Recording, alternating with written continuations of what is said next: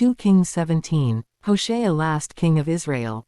In the 12th year of Ahaz king of Judah, Hoshea son of Elah became king of Israel in Samaria, and he reigned 9 years.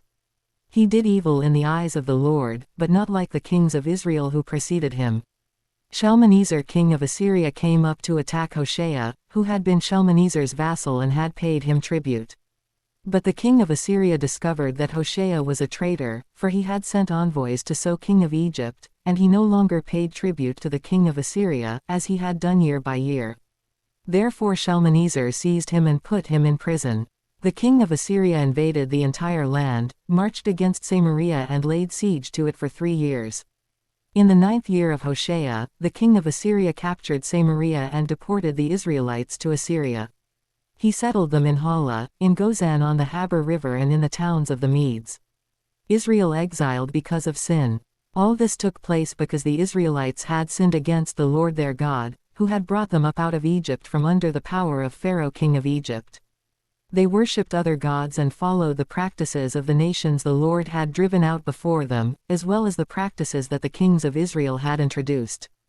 The Israelites secretly did things against the Lord their God that were not right. From watchtower to fortified city they built themselves high places in all their towns. They set up sacred stones and Asherah poles on every high hill and under every spreading tree. At every high place they burned incense, as the nations whom the Lord had driven out before them had done. They did wicked things that aroused the Lord's anger. They worshipped idols, though the Lord had said, "You shall not do this."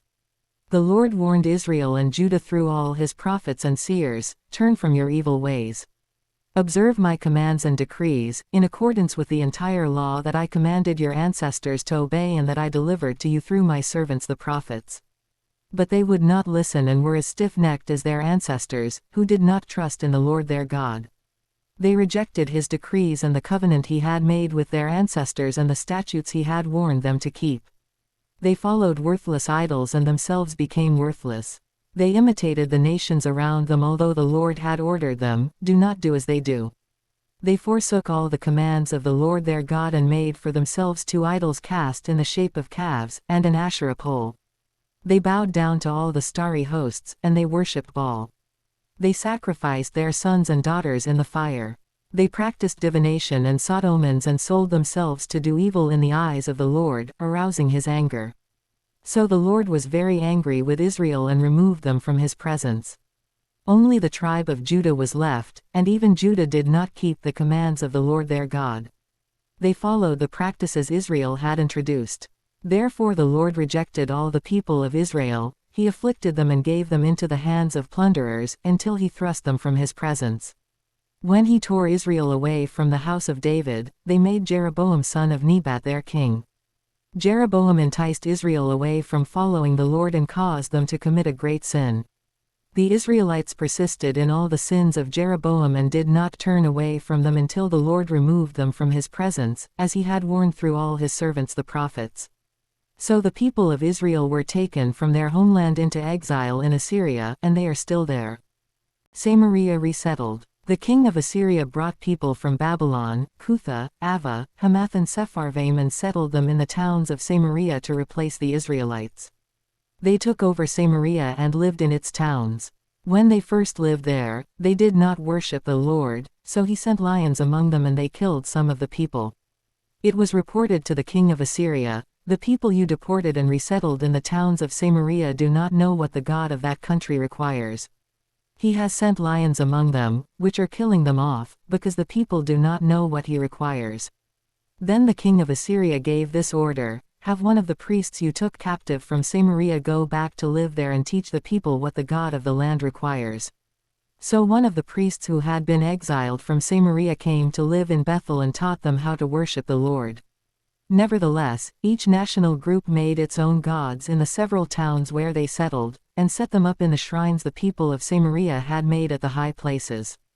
The people from Babylon made Succoth-Benoth, those from Cutha made Nergal, and those from Hamath made Ashima, the Avites made Nibaz and Tartak, and the Sepharvites burned their children in the fire as sacrifices to Adramelech and Anamelech, the gods of Sepharvaim. They worship the Lord, but they also appointed all sorts of their own people to officiate for them as priests in the shrines at the high places.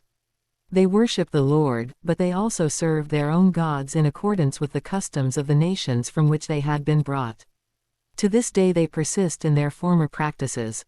They neither worship the Lord nor adhere to the decrees and regulations, the laws and commands that the Lord gave the descendants of Jacob, whom he named Israel.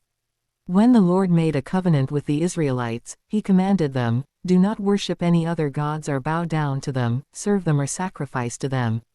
But the Lord, who brought you up out of Egypt with mighty power and outstretched arm, is the one you must worship. To him you shall bow down and to him offer sacrifices. You must always be careful to keep the decrees and regulations, the laws and commands he wrote for you. Do not worship other gods. Do not forget the covenant I have made with you, and do not worship other gods. Rather, worship the Lord your God, it is he who will deliver you from the hand of all your enemies." They would not listen, however, but persisted in their former practices. Even while these people were worshipping the Lord, they were serving their idols. To this day their children and grandchildren continue to do as their ancestors did.